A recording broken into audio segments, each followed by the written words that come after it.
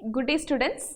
So in our today's session we are going to see about CISC architecture. So CISC architecture is the advanced version of SISC XC architecture. CISC stands for Complex Instruction Set Computers. So we have already seen one type of architecture under CISC, that is VAX architecture. So CISC is categorized into two types, VAX and Pentium Pro architecture. So today in our session we are going to see about CISC Pentium Pro architecture.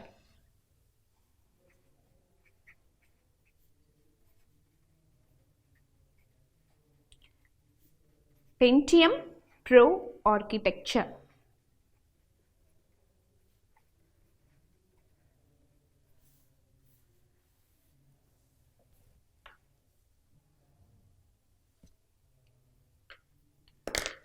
So Pentium Pro architecture is introduced in the year 1995. So latest of Pentium Pro architecture is our Intel x86 family. So the latest version of Intel x86 family is our Core i9 processors. So this Pentium Pro architecture differs in implementation details and operating speed.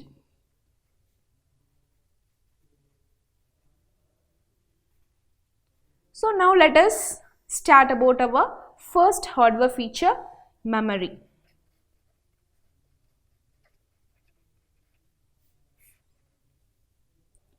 So in Pentium Pro architecture, memory is categorized into two levels, physical level memory and logical level memory.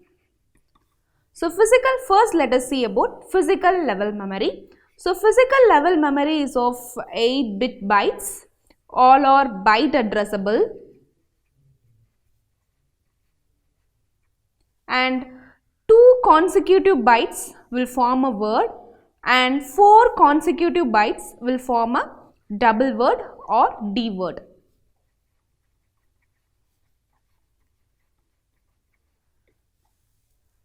So this is all about physical level memory. Logical level memory. So programmers usually view x86 memory as a collection of segments.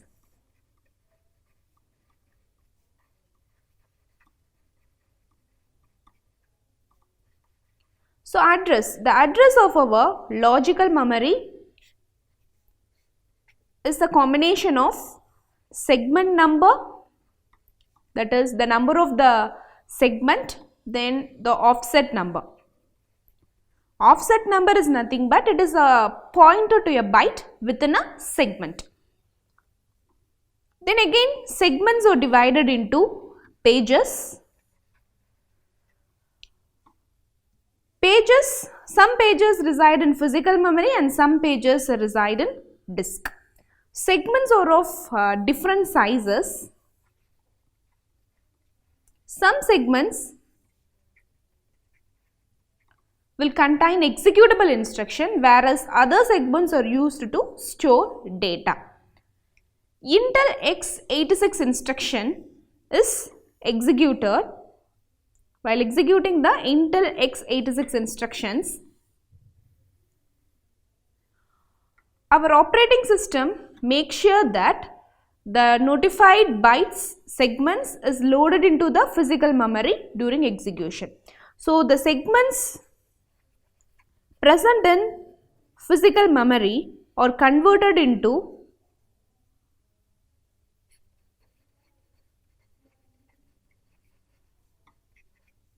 logical addressing while execution. So this process is done by our memory management unit of our operating system. So our operating system takes care about the execution, that is the conversion of the physical addressing into logical addressing during execution. Next hardware feature is registers. So in our Pentium Pro architecture, we are having 8 general purpose registers. All are of 32 bits long. So our 8 general purpose registers are EAX, EBX, ECX, EDX, then ESI, EDI, EBP and ESP. So these 4 registers are used for data manipulation.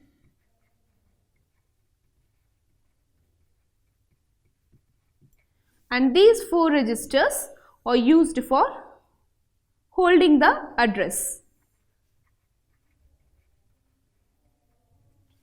So all these EAX, EBX, ECX are extended version of some registers. For example, AX is a register. So this is of 16 bits long. So usually we will divide the registers as AH and AL.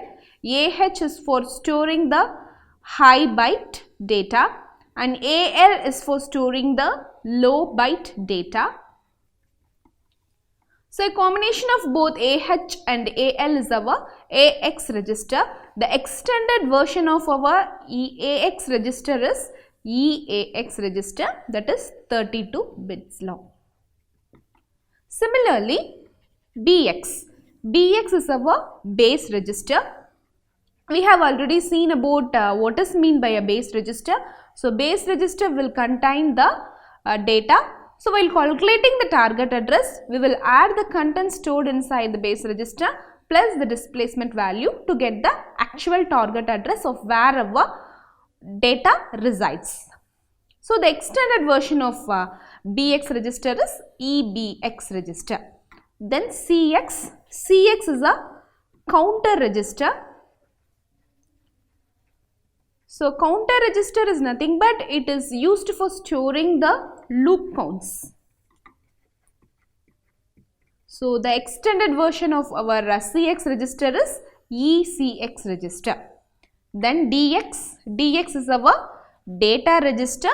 It is used to hold the data for manipulation purposes. Then extended version is EDX register.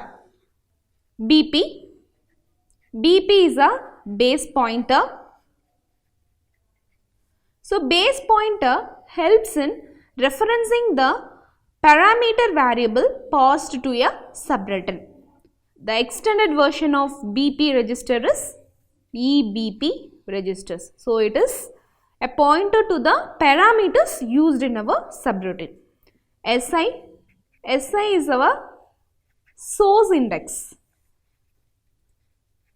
Source index for string operations. So usually in string operations we will be having two variables, that is for example A, B, string compare of A, B.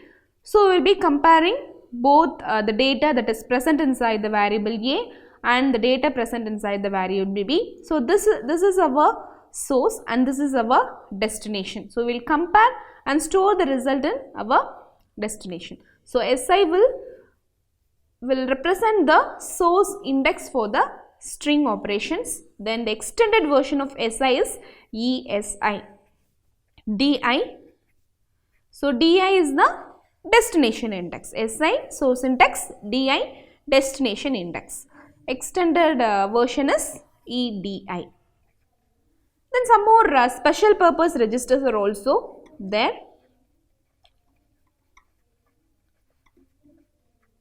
So first is our EIP register. EIP, extended instruction pointer. So this is also of 32 bits long. So EIP register is like our program counter register.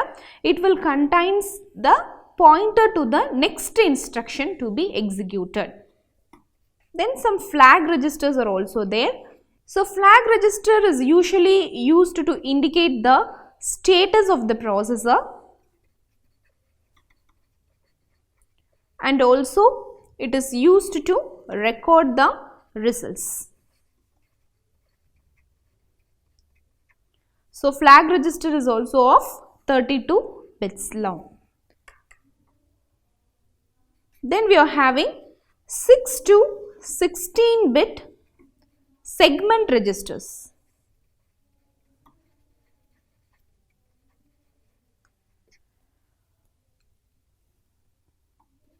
So now let us see about the different types of segment registers. CS, SS, DS, ES, FS and GS. So these are the different types of segment registers. See, CS register will contains the address of currently executing instruction. And SS will contains the address of current stack segments. Usually all our variables or data used for execution will be stored in a stack model in our memory. So that current top of the stack will be pointed by our SS register. Then DS is our data segment and ES is our extra segment. So these four registers will store the address of our data segments.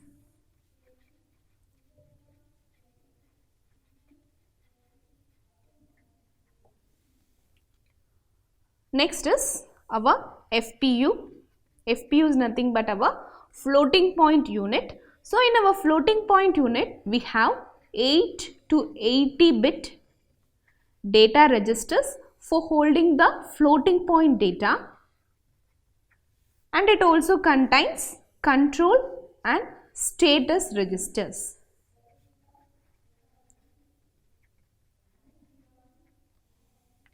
Then some registers are reserved for system purposes.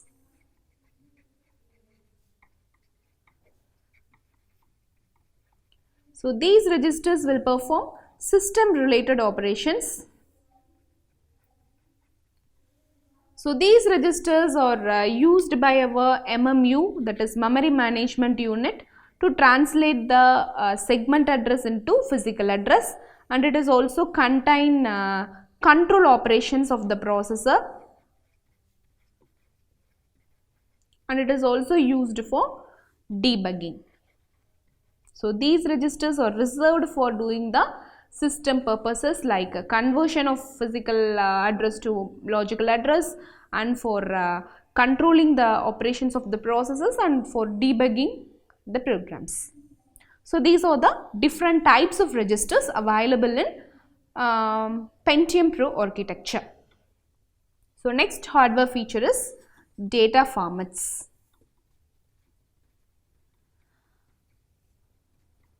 So under data formats, we will be seeing about integers, floating point numbers, characters and negative values. So first, integers.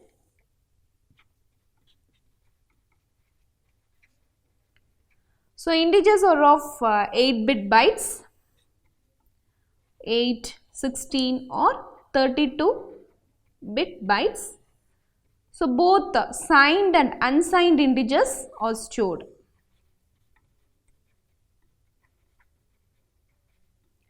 Then negative values are used to represent 2's complement.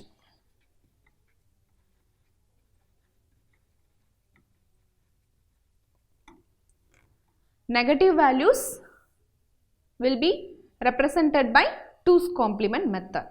Then our floating point unit. So floating point unit is handled by 64-bit signed integers. So all the data, that is the numeric values or everything, will be represented in Little Endian format in our Pentium Pro architecture. So Little Endian format is nothing but the least significant part of a numeric value stored at lowest numbered address. Now let us see how a particular word is stored in Little Endian format. For example, the word is OA, OB, OC and OD. So this is our word. So this is our MSB bits, most significant bits, and this side represent the LSB bits, least significant bits. So in memory, that is, the least significant part of a numeric value is stored in lowest numbered address, that is Little Indian format. So this is an address A, and this is A plus 1, this is A plus 2, and this is A plus 3 address. So among these 4 addresses, our least value is A. So the least bit, least significant part will be stored in lowest numbered address, that is OD is stored here, and OC is stored in A plus 1, and OB is stored in A plus 2, and OA is stored in A plus 3. So this is Little Indian format. That is, the least significant part will stored in lowest numbered address. So this is lowest, that is, for example, this is 1000, and this is next 1001, 1002, 1003, like this. So this is the format of storing the data in Little Indian format. Then integers can also be stored in BCD format. BCD is nothing but binary coded decimal format.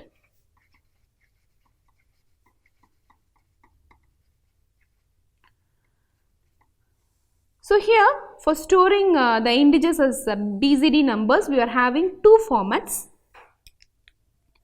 unpacked BCD and packed BCD.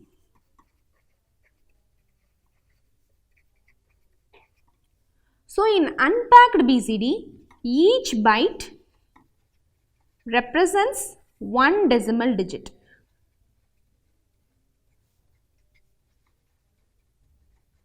For example, for storing the number 3, so this is a decimal number, so each byte, so this 3 is stored in a byte, that is 8 bits. So what is the binary value of 3? 0, 0, 1, 1. Since it has to be stored in a 1 byte that is 8 bits. So only 4 bits are there. So in the MSB you add zeros. So always the higher order bits will contain zeros and the lower order bits will contain the actual value. So this is unpacked BCD format. Then packed BCD format. In packed BCD format, each byte represents 2 decimal digits.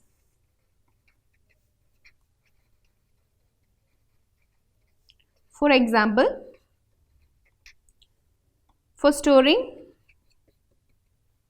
the number 32, each byte, so 8 bits are used for representing 2 decimal digits. So 2, what is the binary conversion of 2? 0, 0, 1, 0, 3 is 0, 0, 1, 1. So each byte will represent 2 decimal digits. 4 bits for one decimal digit and 4 bits for another decimal digits. Whereas in unpacked BCD, each byte will represent 1 decimal digit.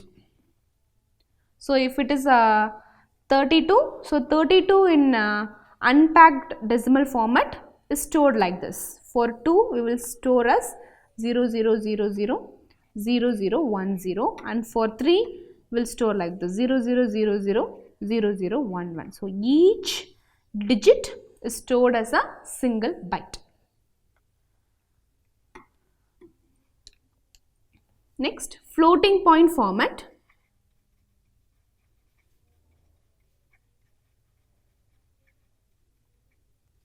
So in floating point formats, we are having 3 formats: single precision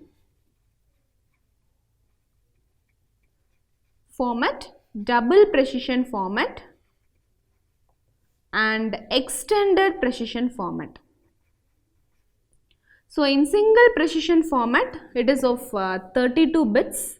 So the 32 bits is segregated as 24 plus 7 plus sign bit. So 24 is our floating point value, that is the fraction value, and 7 is our exponent value, and sign bit 1, sign bit 1 bit, sign bit. So this is single precision format, and double precision format is of 64 bits, that is 53 plus 10 plus 1, that is 53 represent floating point value, 10 represent exponent value, and 1 represent the sign bit. Extended format, in extended format it is of 80 bits, that is 64 plus 15 plus 1. So 64 is our 64 floating point value, and 15 is exponent value, and 1 sign bit. Character, so character is stored in 1 byte ASCII code, and strings, so strings may be stored in the form of bits, bytes, or word, or double word. So special instructions are used to handle strings. So that's all about the data formats. Next hardware feature is instruction format.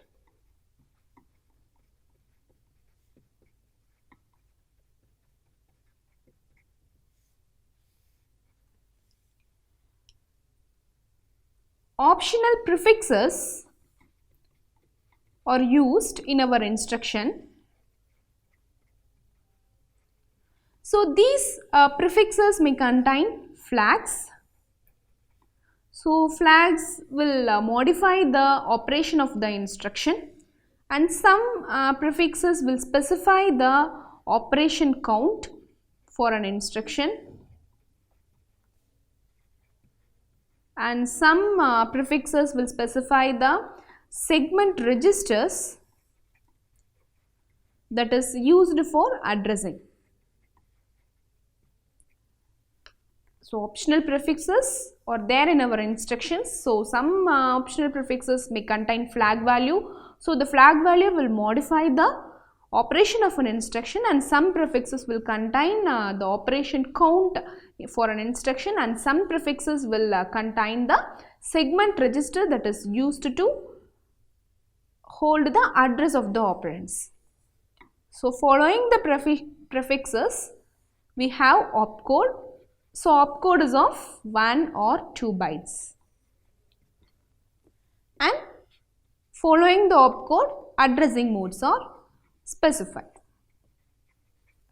So this is the instruction format of our Pentium Pro architecture. Next hardware feature is addressing modes.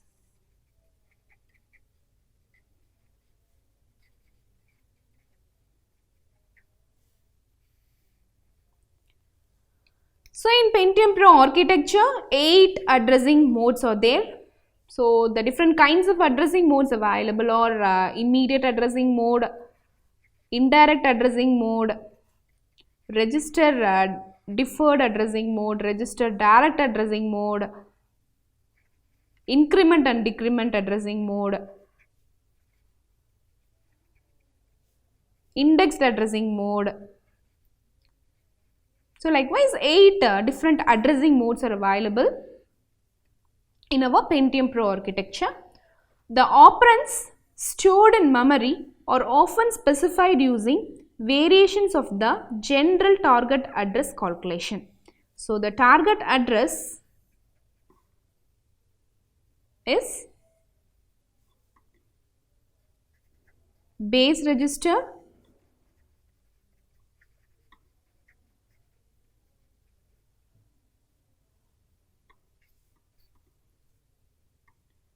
plus index register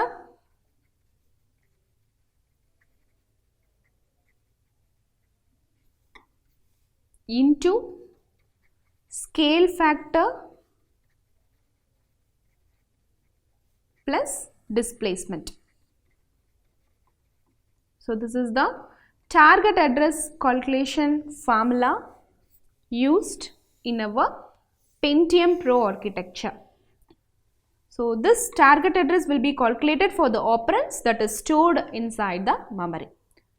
So base register is nothing but it is a general purpose register, and index register is also the general purpose registers that is available. So except ESP, all the registers are used as an index register. Then the value for scale factor is 1, 2, 4 or 8.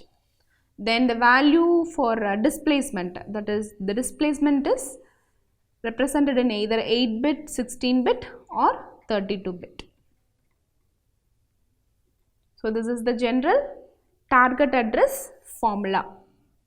So that's all about addressing modes. Next, instruction set.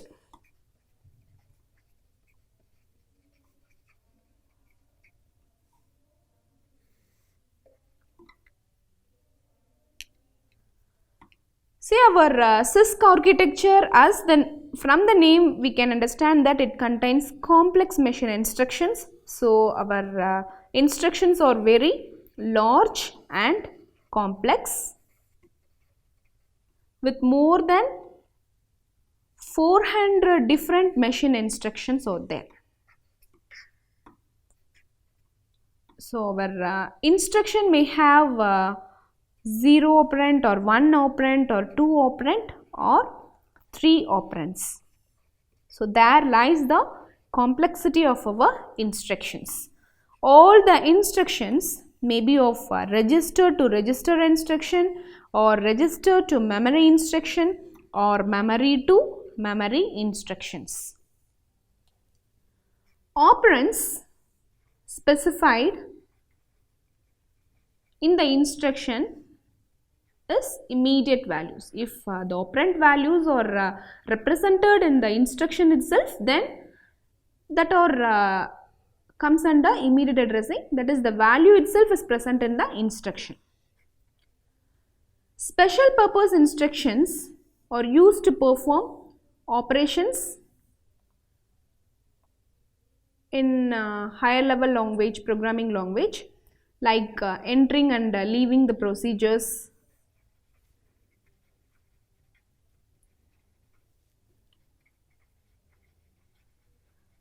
checking superscript values,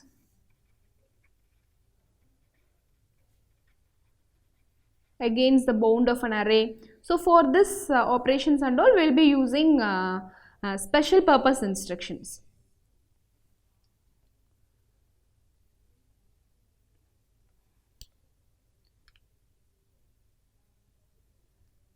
Input and output.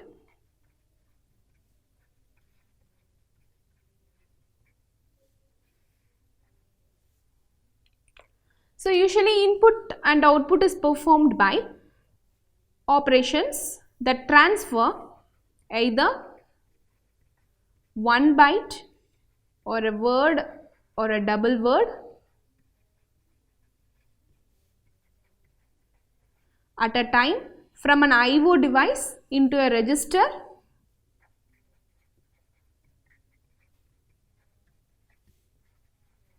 EAX. So the register EAX is used for transferring the byte or a double word or a word from an IO device into a register EAX. Output is also same, transferring one byte or word or double word from the register EAX to the output device. Repetition prefixes. So repetition prefixes are there in our IO instructions. So repetition prefixes allows these instructions to transfer an entire string in a single operation.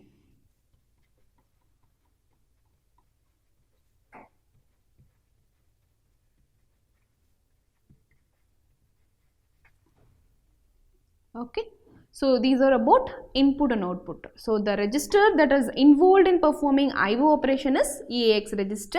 Either we will transfer from the input device to the EAX register, or from the EAX register to the IO device. For transferring an entire string, we will be using repetition processes. So these are the different hardware features in Pentium Pro architecture. So only two different kinds of architecture like VAX architecture and Pentium Pro architecture is available in syllabus. So lot of CISC architectures are also available. So in our next session, we will discuss about the RISC architecture, RISC architecture, that is reduced instruction set computers. So under RISC architecture, we will be going to see about three different kinds of architectures. So see you in your next class. Thank you.